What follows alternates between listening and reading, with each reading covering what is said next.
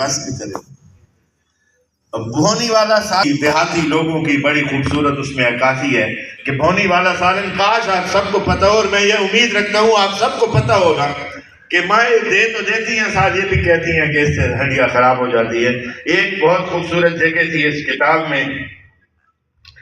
اور وہ بھینس نہیں تھی، امید تھی۔ وہ بحث نہیں تھی، امید تھی کہ اس میں ایک بہن کا اپنے بھائی کے ساتھ خوبصورت رشتہ بھی چھلکتا نظر آتا ہے، اور ہم پینڈوؤں کا، ہم دیہاتیوں کا، ہم ولیجرز کا اپنی معیشت سے کنسرن بھی نظر آتا ہے۔ مستقبل کی ہماری ساری باتیں وہ واقعی وہ بھینسیں یا وہ کٹے یا وہ بچڑے، وہ ہمارے بھینسیں اور بچڑے نہیں ہوتے، وہ ہماری امیدیں ہوتی ہیں، اور ایک امید کی رسی کو پکڑ کے کسی دوسرے کے ہاتھ میں دے دینا، یہ ہم نے اپنی اماں منور خاتون سے سیکھا ہے۔ اور پھر ساتھ دعائیں دیتے چلے جانا کہ میں تو اس موقع پہ پڑھتے ہوئے اس شعر پہ مجھے فراز کا شعر یاد آ رہا تھا، ضبط لازم ہے مگر دکھ ہے قیامت کا فراز۔ یعنی میں اس جگہ پہ پہنچا تھا تو میری کیفیت یہ تھی کہ ضبط لازم ہے مگر دکھ ہے قیامت کا فراز، ظالم اب کے بھی نہ روئے گا تو مر جائے۔ تو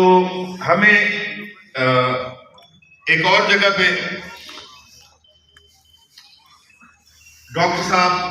نظر آتے ہیں، ان کی کتاب چاہے یہ ہو چاہے ان کی دیگر تمام تحریریں ہوں، میں سمجھتا ہوں کہ ڈاکٹر حنیف کے اگر ہم مشن کو دیکھا جائے تو یہ ڈاکٹر حنیف اکیلے کا مشن نہیں ہے، یہ ہم سب کا مشن ہے۔ ہم سب جوان لاشیں جو زیر زمین کو جا بستے ہیں، کتنے خوبصورت جوان ہماری آنکھوں کے سامنے، ہم ان کو اپنے ہاتھوں سے ضبط کرتے ہیں، اور لطف کی بات یہ ہوتی ہے فیس بک پہ یہ باتیں ہمیں روز نظر آتی ہیں، ذہن تبدیل ہوتی ہے، ذمہ داری عائد ہوتی ہے ہمارے ہر ٹیچر پر، اس کی بھاری ذمہ داری عائد ہوتی ہے کہ وہ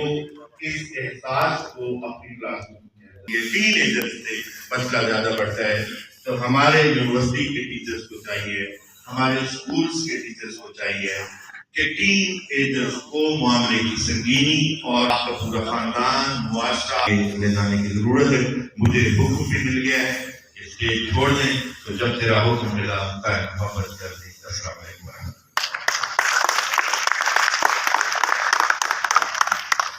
بہت شکریہ جناب مجیب اللہ خان صاحب، اظہار بہت ہی شاندار اور خوبصورت انداز میں کر رہے تھے۔ اب اس تقریب کو آگے بڑھاتے ہیں،